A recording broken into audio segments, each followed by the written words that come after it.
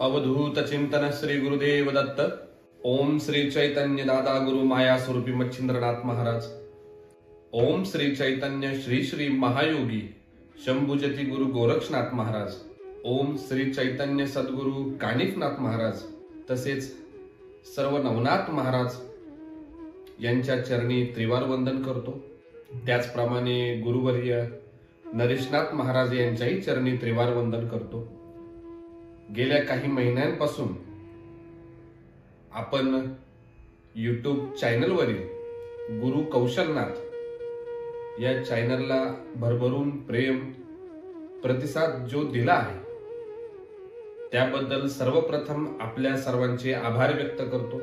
गेल्या काही महिन्यांपासून नाथ संप्रदायाच्या प्रसार प्रचारासाठी, नाथांची सेवा घरोघरी पोहोचण्यासाठी गुरु गोरक्षनाथांचे कार्य, त्यांची लीला आणि त्यांची उपासना ही प्रत्येक घराघरात सुरू होण्यासाठी गेल्या काही महिन्यांपासून आपण सर्वजण या YouTubeच्या माध्यमातून नाथ कार्याचा प्रसार प्रचार करण्याचा प्रयत्न करत आहोत। या प्रसार प्रचारातून असंख्य भाविक या चॅनलद्वारे या कार्याला जोडले गेले। ते कार्य करत असताना नाथ संप्रदायाची उपासना कशी करावी, सेवा कशी करावी याची माहिती आपल्यापर्यंत पोहोचवली। त्यानंतर सर्वसामान्य जनतेच्या मनात नाथ संप्रदाय, नाथ पंथ आणि नाथांची सेवा या संबंधी जे गैरसमज होते तेही आपण दूर करण्याचा प्रयत्न केला आणि अशा पद्धतीने हळूवार गतीने नाथांचं कार्य तळागाळात पोहोचवण्याचा प्रयत्न आपण सर्वजण करत आहोत। अशाच या कार्याला आपण सर्वांनी सहकार्य करावे अशी विनंती करतो। आजच्या या व्हिडिओमध्ये भगवान शिवांचं महात्म्य आपण समजून घेणार आहोत। गेल्या काही मागील व्हिडिओमध्ये नाथ पंथाचे, नाथ संप्रदायाचे जे गुरु आहे ते भगवान शिव आहे आणि त्या अनुषंगाने भगवान शिवांची सेवा, उपासना किंवा त्यांचा अभ्यास आपण करत आहोत। तर आज देखील भगवान शिवांची अतिउच्च सेवा कुठली आहे आणि त्यांची सेवा कशी करावी याची सखोल माहिती आज आपण घेणार आहोत। आजच्या या व्हिडिओमध्ये भगवान शिवांचे सर्वात मोठे जे व्रत मानले गेले आहे, सर्वसामान्य जनतेमध्ये जे प्रचलित आहे आणि सर्वसामान्य भाविक ज्या व्रताची सेवा उपासना हा घरोघरी गावोगावी करतो ते व्रत म्हणजे महाशिवरात्र। आज आपण महाशिवरात्रीचा या व्रताचा अभ्यास, या व्रताचा पूजा विधी, या व्रताची उपासना आणि त्या संदर्भात असणारे काही आख्यायिकांचा अभ्यास आपण आज करणार। तर महाशिवरात्र हा केवळ हिंदू धर्मातील उत्सव नसून संपूर्ण जगभरामध्ये ह्या महाशिवरात्रीचा उत्सव वेगवेगळ्या पद्धतीत, वेगवेगळ्या रूढी परंपरेनुसार सर्वसामान्य जनता ही करत असते। महाशिवरात्र हा भगवान शिवांच्या उपासनेतील सर्वात मोठा दिवस असतो। भगवान शिवांचे आशीर्वाद प्राप्त करून घेण्यासाठी महाशिवरात्रीची सेवा किंवा महाशिवरात्रीची उपासना ही मोलाची ठरते। तर महाशिवरात्रीची कथा समजून घेताना अनेक पौराणिक ग्रंथांमध्ये महाशिवरात्रीचं वर्णन करताना भगवान शिव आणि माता पार्वती यांचा विवाह ज्या दिवशी झाला, ज्या दिवशी ही आदि माया, आदिशक्ती भगवान शिवांशी एकरूप झाली तो दिवस म्हणजेच महाशिवरात्र। त्यानंतर दुसऱ्या पौराणिक कथेनुसार समुद्र मंथनाच्या वेळी अनेक रत्न ही तयार झाली. त्यामध्ये समुद्र मंथनाच्या वेळी हलाहल विष, काळकुट्ट विष हे मंथनातून ते तयार झालं. आणि हे विष पूर्ण ब्रह्मांडाला उद्ध्वस्त करल, प्राणीसृष्टीला नष्ट करल, इतकं हलाहल ते विष समुद्र मंथनातून तयार झालं. त्यावेळी देव आणि दानव या दोघांनाही प्रश्न पडला की ह्या विषाला आवर हे कोण घालल किंवा यावर उपाय काय करावा. अशा पद्धतीने देव आणि दानव चिंताग्रस्त असताना त्यावेळी भगवान शिवांनी पुढाकार घेऊन ते हलाहल विष प्राशन करण्याचं ठरवलं. आणि ते हलाहल विष प्राशन करत असताना त्यांचा कंठ हा विषाच्या तीव्रतेमुळे निळ्या रंगाचा झाला. आणि त्या दिवशीपासून भगवान शिवांना नीलकंठ म्हणून देखील संबोधण्यात आलं. विष प्राशन केल्यानंतर विषाची तीव्रता भगवान शिवांना त्रासदायक ठरू नये आणि लवकर त्यांच्यावर उपाय व्हावा. आणि उपाय करत असताना भगवान शिव हे जागे असावे, ह्या अनुषंगाने सर्व देवी देवता असतील, दानव असतील, यांनी त्या रात्री नृत्य, गायन, वादन आणि भगवान शिवांची उपासना केली. त्यावेळी भगवान शिवांनी सर्व देवी देवतांना, दानवांना आशीर्वाद दिला की आजच्या या रात्री जे कोणी भाविक भक्त, जे कोणी मानवजात माझी आराधना करेल, माझी सेवा करेल आणि माझी सेवा करताना अभिषेक असेल, स्तोत्र मंत्रांचं पठण असेल किंवा गायन, वादन, संगीत असेल, ज्या भावनेतून, ज्या कृतीतून जो भक्त माझी सेवा करेल त्याला माझा आशीर्वाद लवकरात लवकर प्राप्त होईल. आणि त्याच रात्रीला महाशिवरात्र असं देखील म्हणण्यात आलं आहे. अशा पद्धतीने वर्षामध्ये ह्या 12 शिवरात्र येत असतात. प्रत्येक महिन्याच्या कृष्ण पक्षातील चतुर्दशीला ही शिवरात्र येत असते. परंतु फाल्गुन महिन्यातील कृष्ण पक्षाची चतुर्दशी येते त्या तिथीला, त्या रात्रीला महाशिवरात्र म्हणून संबोधले आहे. आता त्या दिवशी महाशिवरात्र का म्हणतात त्याची देखील एक छोटीशी कथा हे शिव महापुराणामध्ये आलेली आहे. ती कथा समजून घेताना चित्रानुभव नावाचा एक शिकारी होता. अतिशय क्रूर आणि शिकार करून आपली आणि आपल्या परिवाराची उपजीविका करणारा तो शिकारी होता. आणि एके दिवशी परिवारातील सदस्यांना, त्यात त्याची आई आणि वडील, त्याची पत्नी, त्याची मुलं हे भुकेने व्याकुळ झाली. आणि त्या शिकाऱ्याला सांगितलं का आम्हाला खूप भूक लागली आहे, तर आपण लवकरात लवकर शिकार करून यावं आणि आपली आपण भूक त्यातून भागू. परिवाराला भुकेने व्याकुळ पाहिलेला असताना रात्रीचा विचार न करता तो शिकारी शिकार करण्यासाठी बाहेर निघाला. आणि दरमजल करत फिरत असताना कुठल्याही प्रकारची शिकार, कुठल्याही प्रकारचा पशु त्याच्या दृष्टीस पडत नव्हता. मग त्याने विचार करून जवळ असलेल्या एका तलावाजवळ, सरोवराजवळ पाणी पिण्यासाठी कुठला ना कुठला पशु येईलच ह्या आशेने किंवा ह्या भावनेने तिथे जवळ असलेल्या एका वृक्षावर तो बसला आणि शिकारीची वाट बघत बसला. थोड्या वेळाने त्या सरोवराजवळ, त्या पाण्याजवळ पाणी पिण्यासाठी एक हरिणी आली.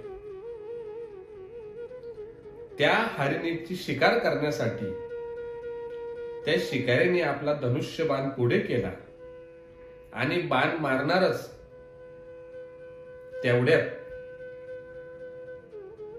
त्याच्या डोळ्याआड येणारी ती झाडाची पानं, ती झाडाची फांदी बाजूला करण्यासाठी त्याने ती झाडाची पानं, ती फांदी तोडली आणि खाली जमिनीवर टाकली. तो ज्या झाडावर बसलेला होता ते झाड बेलाच्या वृक्षाचे होते आणि झाडाची पानं तोडून तो खाली टाकत होता आणि झाडाच्या खाली भगवान शिवाचे शिवलिंग तिथं होते. परंतु पाला पाचोळा त्यावर पडलेला असल्या कारणाने त्याला ते आधी लक्षात आले आणि तिने ते पानं तोडले आणि खाली जमिनीवर टाकले. ती बेलाच्या वृक्षाची पानं, ती बिल्वपत्र नकळत त्याच्या हातून त्या पिंडीवर पडली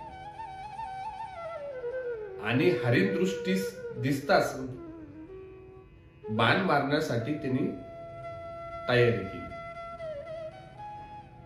झालेली पानांची हालचाल बघून हरिणीच्या लक्षात आलं का इथे कोणतरी आहे आणि तिने वर बघताच तिला शिकारी दिसला.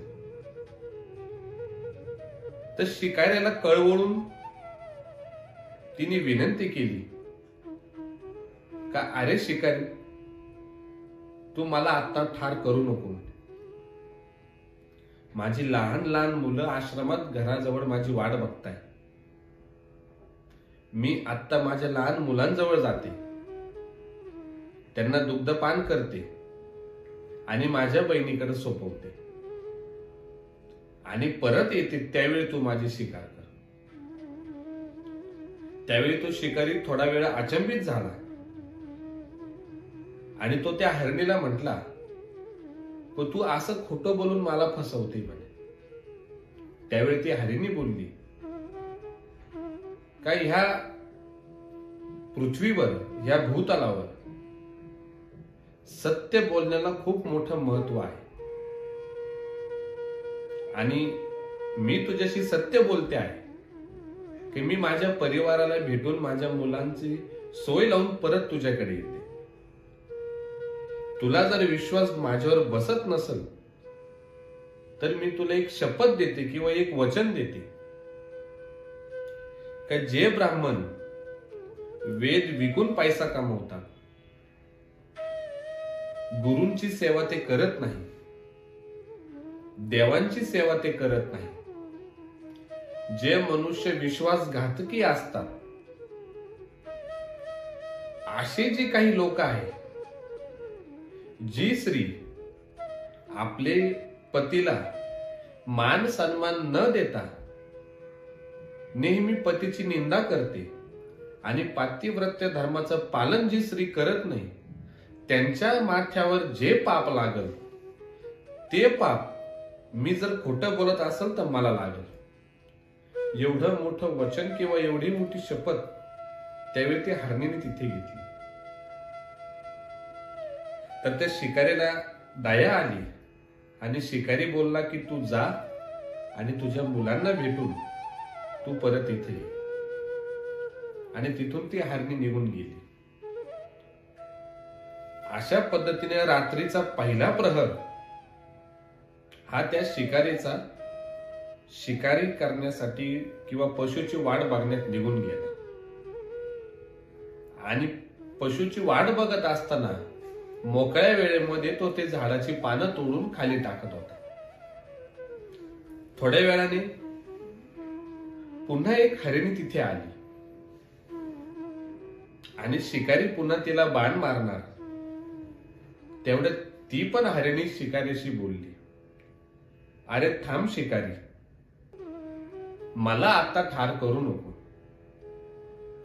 मी माझ्या बहिणीला शोधत शोधत इथे आले आहे, तर तिचा शोध घेऊन तिला तिच्या मुलांपर्यंत मी एकदा पोहोचवते, माझ्या मुलांना मी जीव घालते आणि त्यांच्या वडिलांकडे त्यांना सुपूर्त करते आणि पुन्हा इथे येते, त्यावेळी तू माझी स्वीकार कर.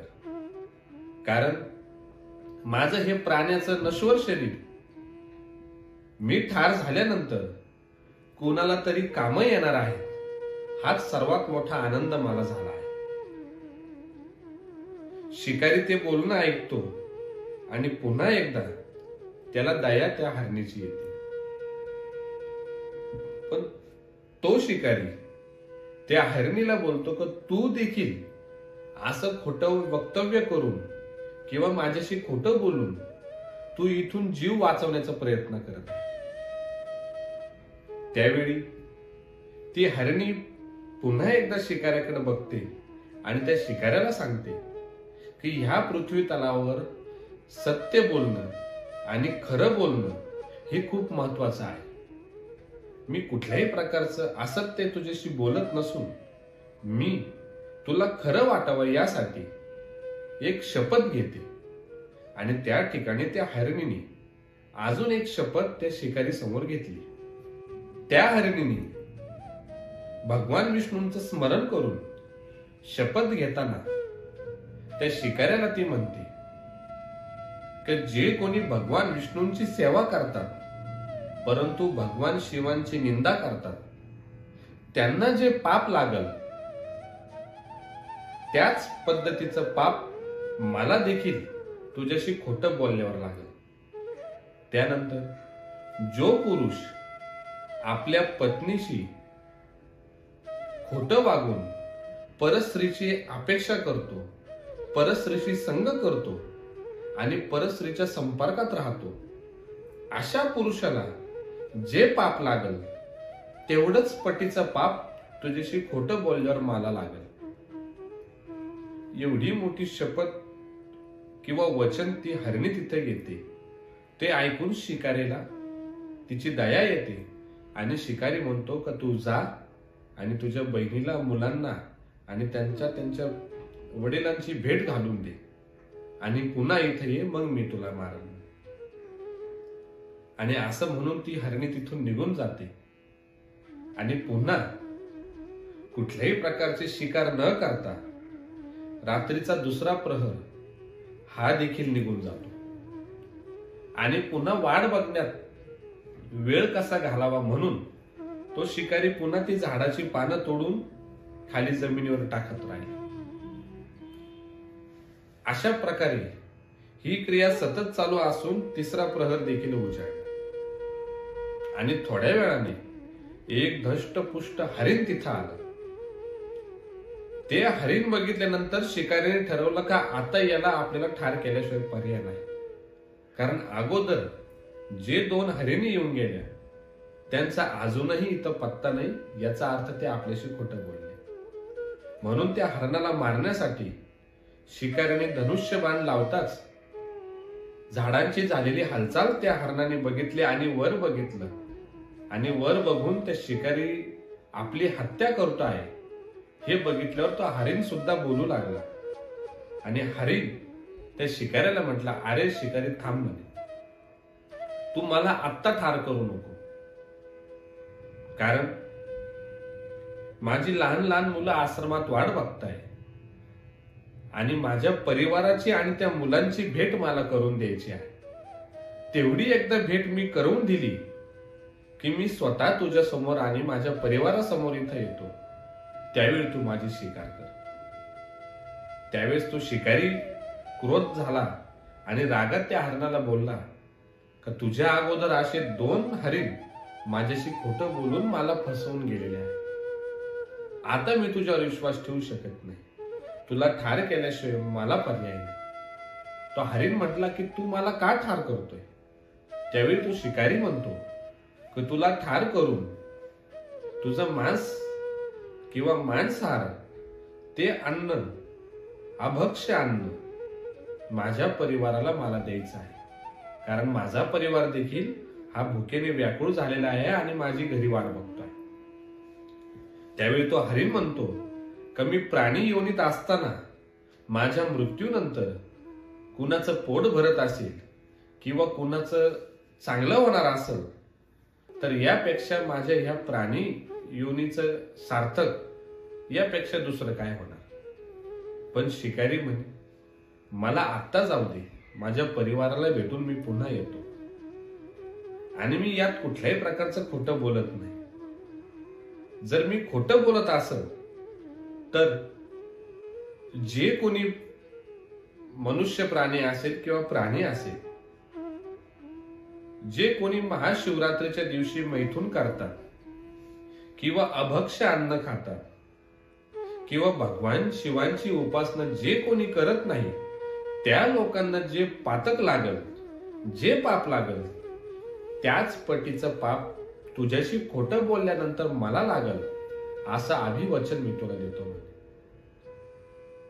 ते ऐकून शिकारीला पुन्हा त्याची दया येते आणि तो त्याला सांगतो की तुला मी सोडतो आहे, पण तुझ्या परिवाराला भेटून तू लवकर इथे ये. आणि अशा पद्धतीने रात्रीचा 3रा प्रहर हाही निघून जातो.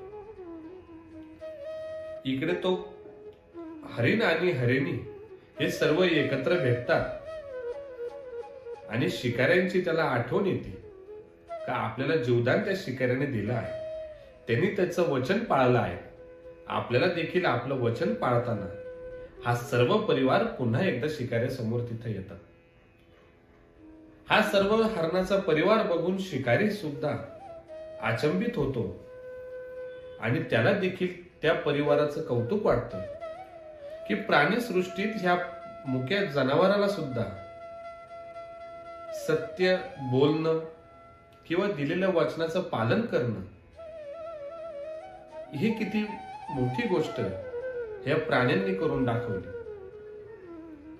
आणि दिवसभराच्या रात्रभराच्या त्या बिल्वपत्राच्या झाडाचं पान तोडून खाली जमिनीवर नकळत ते पिंडीवर पडत असल्या कारणानं त्याच्या शिकाऱ्याच्या हातून भगवान शिवांची नकळत ही पूर्ण रात्रभर उपवास धरून सेवा झाली.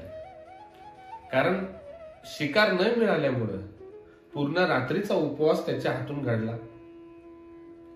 बिल्ववृक्षाची पानं करमणूक म्हणून वेळ जावा म्हणून तोडून तो खाली टाकत होता. ती पानं पिंडीवर पडत असल्यामुळं भगवान शिवांच्या पिंडीवर बिल्वपत्राचा अभिषेक करण्याचं पुण्य देखील त्याला त्या रात्री मिळालं. आणि मनात झाडावर बसल्यानंतर शिवांची सेवा देखील त्या रात्री त्याच्या हातून घडली. आणि पूर्ण ही सेवा, हा अभिषेक पूर्ण झाल्यानंतर देवी देवतांनी देखील त्याची दखल घेताना साक्षात भगवान शिव त्याच्या समोर प्रकट झाले. त्यावेळी तो शिकारी शिवांना म्हटला की मी शिकार करणारा, मांस भक्षण करणारा, अभक्ष्य खाणारा, प्राणी हत्या करणारा मनुष्य प्राणी असून देखील आपलं आज दर्शन मला कसं झालं. त्यावेळी भगवान शिव त्याला उत्तर देताना म्हणाले की आज ह्या शिवरात्रीच्या शुभ मुहूर्तावर किंवा शुभ तिथीला पूर्ण रात्रभर तू कुठलीही प्राणी हत्या केली नाही, कुठलीही शिकार तू केली नाही. त्यानंतर पूर्ण रात्रभर तू उपवास पकडला, तुझ्या परिवाराने देखील उपवास पकडला. त्यानंतर या शिवरात्रीच्या अद्भुतपूर्व या योगावर तू नकळत माझ्या शिवपिंडीवर बेलाच्या पानाचा अभिषेक केला. ह्या तुझ्या नकळत घडलेल्या सेवेला किंवा उपासनेला मी प्रसन्न झालो आहे आणि मी प्रसन्न झाल्यामुळे आज तुला दर्शन देण्यासाठी इथं आलो आहे. अशा पद्धतीने महाशिवरात्रीच्या या अद्भुतपूर्व योगावर त्या शिकाऱ्याच्या हातून नकळत जी सेवा भगवान शिवांची झाली त्या सेवेचं फळ म्हणून तो पूर्ण हरणाचा परिवार आणि शिकारी हे शिवलोकात मृत्यूनंतर गेले आणि भगवान शिवांचा आशीर्वाद त्यांना प्राप्त झाला. अशी पौराणिक कथा शिवपुराणामध्ये शिवरात्रीचे वर्णन केलेले आहे. त्यामुळे शिवरात्रीच्या या शुभ मुहूर्तावर ही कथा श्रवण देखील केली तरीही भगवान शिवांचा आशीर्वाद आपल्याला प्राप्त होणार आहे. अशा पद्धतीने महाशिवरात्रीच्या या शुभ पर्वावर भगवान शिवांची सेवा कशी करावी, त्यामध्ये सेवा करताना आपल्या जवळ असलेल्या शिव मंदिरामध्ये शिवरात्रीच्या ह्या पर्व काळात जाऊन भगवान शिवांचा जलाने, दुधाने, पंचामृताने किंवा मधाने अभिषेक करावा.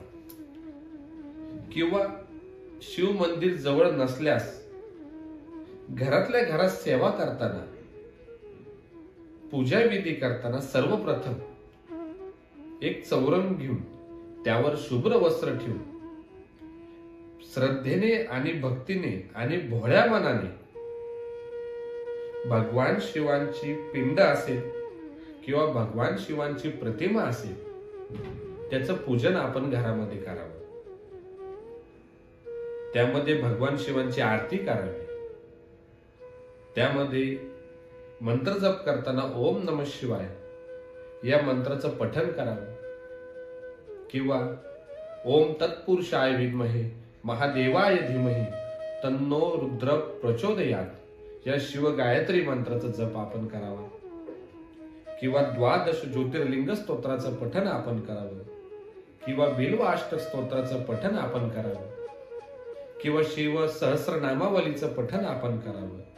जे जे आपल्याला भोळ्या भक्तीने भगवान शिवांची जशी सेवा करता येईल त्या पद्धतीने शिवरात्रीच्या या काळामध्ये उपवास पकडून भगवान शिवांची सेवा आपण करावी. भगवान शिवांची सेवा करताना त्यांचे अभिषेक देखील वेगवेगळ्या प्रकारे हे केले जातात आणि त्यांच्या फलश्रुती देखील वेगवेगळ्या आहेत. शिवरात्रीच्या या पर्व काळामध्ये शिवपूजन करताना शिवपूजनाचा अत्यंत अनन्यसाधारण महत्व हे समजून घेताना दिवसातून जर शिवांचं 3 वेळा दर्शन झाले तर सर्व दुःखातून आपण मुक्त होतो. सकाळी शिवदर्शन झाल्यास पापक्षालन होते. दुपारी शिवदर्शन झाल्यास सप्तजन्मीचे पाप दूर होते. रात्री शिवदर्शन झाल्यास अगणित पुण्य प्राप्ती आपणाला होते. अभिषेक करताना भगवान शिवपिंडीवर जलाचा अभिषेक केल्यास पापक्षय होतो. शिवाला काळे तीळ अर्पण केल्यास धनप्राप्ती होते. भगवान शिवपिंडीवर रोज काळे उडीद वाहिले असता 6 महिन्यात आपण व्याधींपासून मुक्त होतो. दर सोमवारी मूठभर तांदूळ भगवान शिवपिंडीवर वाहिल्यास सर्व मनातील इच्छा लवकरच पूर्ती होते. भगवान शिवपिंडीजवळ किंवा भगवान शिवांजवळ साखर किंवा गुळ अर्पण केल्यास धनसंचय आपल्या घरामध्ये होतो. त्या पद्धतीने भगवान शिवांचा दही, दूध, तूप, मध म्हणजेच पंचामृताने अभिषेक केल्यास आरोग्य प्राप्त होते आणि आपल्याला झालेल्या रोगांचा समूळ नाश व्हायला सुरुवात होते. भगवान शिवांचा चंदन, केशर, कापूर मिश्रित जलाचा अभिषेक केल्यास सौख्य आणि सौभाग्य प्राप्त होते. रोज भगवान शिवाची स्तुती केल्यास मनाचा मोह दूर होऊन कलियुगाचा या कलीचा त्रास आपल्याला होत नाही. शिवसहस्रनाम जप करून तुपाचा अभिषेक शिवपिंडीवर केल्यास आपल्या वंशाचा विस्तार होतो. उसाच्या रसाने भगवान शिवपिंडीवर शिवांचा अभिषेक केल्यास सर्व सुख व आनंद प्राप्त होतो. साखर घातलेल्या दुधाने भगवान शिवपिंडीवर शिवांचा अभिषेक श्रद्धेने आणि भक्तीने केल्यास आपल्या घरातील सर्व कलह दूर होतात. अशा पद्धतीने भगवान शिवांचे पूजन आपण मनोभावे आणि श्रद्धेने केले पाहिजे. अशा पद्धतीने आपल्याला जसं शक्य होईल त्या पद्धतीने शिवरात्रीच्या या पर्व काळात गुरु गोरक्षनाथ महाराजांना, नाथ महाराजांना आणि भगवान शिवांचं स्मरण करून त्यांना आराध्य मानून त्यांची सेवा आपण श्रद्धेने, मनोभावाने आणि साध्या सोप्या सरळ पद्धतीत ती सेवा भगवान शिवांच्या चरणावर अर्पण करावी. त्याचबरोबर माता पार्वतीची देखील पंचोपचार पूजा शिवरात्रीच्या या शुभ मुहूर्तावर करावी. अशा पद्धतीने भगवान शिव आणि माता पार्वतीची सेवा करून त्यांचा आशीर्वाद आपल्या घराला, आपल्या परिवाराला आणि आपल्या कुळाला हा प्राप्त करून घ्यावा. अशा पद्धतीने झालेली सेवा भगवान शिवांच्या आदिमाया जगतजननी माता पार्वतीच्या गुरु गोरक्षनाथ महाराजांच्या चरणावर रुजू करतो आणि इथे थांबतो. अवधूत चिंतन श्री गुरुदेव दत्त. अलख निरंजन आदेश.